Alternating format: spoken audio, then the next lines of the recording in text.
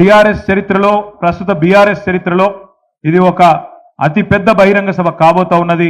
మీరందరూ కూడా చూస్తారు. ఇవాళ సభ జరగబోతున్న సభ ఎల్కతుర్తిలో ఏదో ఆషామాషి సభ కాదు. వరంగల్, ఉమ్మడి వరంగల్ జిల్లా మొదటి నుంచి ఉద్యమంలో గులాబీ జెండాకు అండగా ఉన్న జిల్లా.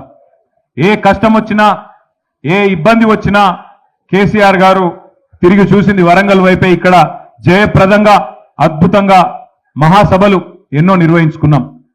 అదే పద్ధతుల్లో ఇవాళ 24 ఏళ్లు నిండి 25వ సంవత్సరంలో అడుగు పెడుతున్న ఈ రజతోత్సవ వేడుకకు వరంగలే వేదిక కావడం మనందరికీ గర్వకారణం. ముఖ్యంగా ఉమ్మడి వరంగల్ జిల్లా కార్యకర్తలు, నాయకులు, వారందరి విజ్ఞప్తి మేరకు, వారందరి కోరిక మేరకు పెద్దలు కేసీఆర్ గారు మరి మళ్ళీ ఒకసారి వరంగల్నే వేదికగా ఎంచుకున్నారు.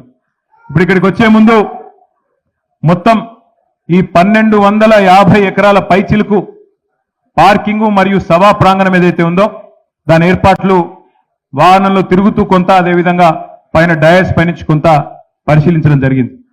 దాదాపు ఎక్కడి నుంచి రాష్ట్రంలోని ఏ మూల నుంచి వచ్చే ఏ సోదరుడికైనా ఏ సోదరికైనా ఎలాంటి ఇబ్బంది లేకుండా దాదాపు 1000 ఎకరాల్లో పార్కింగ్ సౌకర్యం కూడా ఏర్పాటు చేసుకున్నాం. అంటే 30,000 40,000 వాహనాలు వచ్చినా ఏ ఇబ్బంది లేకుండా చిన్న వాహనాలు, పెద్ద వాహనాలు, బస్సులు, అదేవిధంగా ఆటోలు, జీబులు, తుఫాన్లు, కార్లు, ఎన్ని వాహనాలు వచ్చినా దాదాపు 30-40 వేల వాహనాలు వచ్చినా ఎక్కడో దూరంకి వెళ్ళి నడిచొచ్చే అవసరం లేకుండా పక్కనే చాలా చక్కటి ఏర్పాట్లు చేసిన మా ఉమ్మడి వరంగల్ జిల్లా నాయకత్వానికి హృదయపూర్వకంగా నేను ధన్యవాదాలు చెప్తా ఉన్నా. వచ్చిన ప్రజలందరికీ కూడా సౌకర్యంగా ఉండేదానికి. ఎందుకంటే ఎండాకాలం ఇబ్బంది, అందరికీ కూడా ఇబ్బందే. కానీ పార్టీ ఆవిర్భావ దినోత్సవం, అందులో 25వ సంవత్సరం రజతోత్సవం కాబట్టి బ్రహ్మాండమైన ఏర్పాట్లు. ఒక 10 లక్షల వాటర్ బాటిళ్లు మరి పూర్తి స్థాయిలో అందుబాటులో పెడుతున్నాం. అవసరమైతే ఇంకా పెంచుకోవడానికి కూడా ఏర్పాట్లు చేసుకున్నాం. అట్లాగే 10 లక్షల చల్ల ప్యాకెట్లు, మజ్జిగ ప్యాకెట్లు కూడా ఏర్పాటు చేసుకున్నాం. దాన్ని కూడా మొత్తం ప్రాంగణంలో ఎక్కడి వాళ్ళకి అక్కడే, వారు కూర్చునే ప్రాంతంలో, వాళ్ళు నిల్చునే ప్రాంతంలోనే పెద్ద ఎత్తున ఏర్పాట్లు చేసుకుంటా ఉన్నాం. అట్లాగే మరి వచ్చిన వాళ్ళకి ఎవరికైనా ఎండ దెబ్బ కానీ ఇంకోటి కానీ ఏదైనా సమస్య వస్తే కూడా దాదాపు 100 పైచిలకు వైద్య బృందాలు కూడా ఇక్కడే అందుబాటులో ఉండి సేవలు అందించబోతా ఉన్నారు. వారికి కూడా ప్రత్యేకమైన శిబిరాలు ఏర్పాటు చేసుకుంటా ఉన్నాం. ఏమన్నా ఎమర్జెన్సీ ఉంటే దానికోసం కూడా ఆలోచన చేసి దాదాపు ఒక 15 నుంచి 20 అంబులెన్సులు కూడా దగ్గరలో పెట్టుకున్నాం. వాటిని కూడా ఏమన్నా ఇబ్బంది ఉంటే వెంటనే మనం వైద్య సహాయం అందించడానికి వాటిని కూడా ఏర్పాటు చేసుకున్నాం. అట్లాగే సుదూర ప్రాంతం నుంచి ఆడబిడ్డలు వస్తున్నారు, అన్నదమ్ముళ్ళు వస్తున్నారు.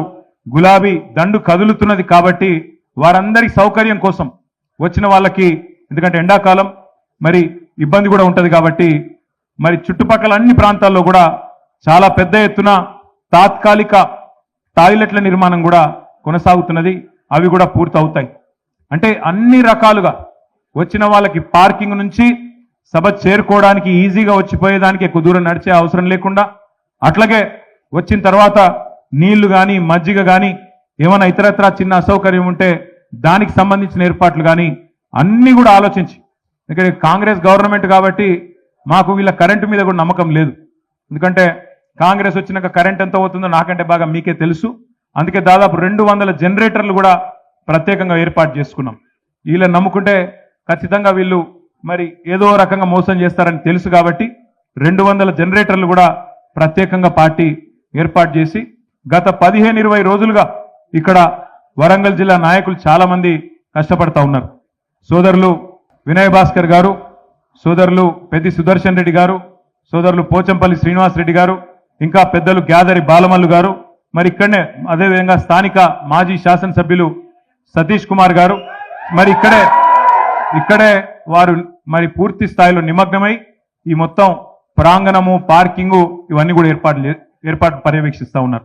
పెద్దలు దయాకర్రావు గారు, అదేవిధంగా గౌరవనీయులైన రాజయ్య గారు, గౌరవ శాసనసభ్యులు పల్లా రాజేశ్వరరెడ్డి గారు, ఇంకా మిగతా మిత్రులందరూ కూడా, రెడ్డి నాయక్ గారు, ఇంకా మన మిగతా మిత్రులందరూ కూడా ఎక్కడి వారు అక్కడ వారి వారి నియోజకవర్గాలకు సంబంధించి సత్యవతి రాథోడ్ గారు, ఇంకా కవిత గారు, అదేవిధంగా మిగతా మిత్రులు ఎంపీ రవి గారు, ఇంకా మన రవీంద్రరావు గారు, పేరు పేరున అందరికీ వారందరూ కూడా వారి వారి నియోజకవర్గాల్లో జన సమీకరణ, అక్కడి నుంచి ప్రజలు పెద్ద ఎత్తున తరలి వచ్చే ఏర్పాట్లు కూడా చేస్తా ఉన్నారు.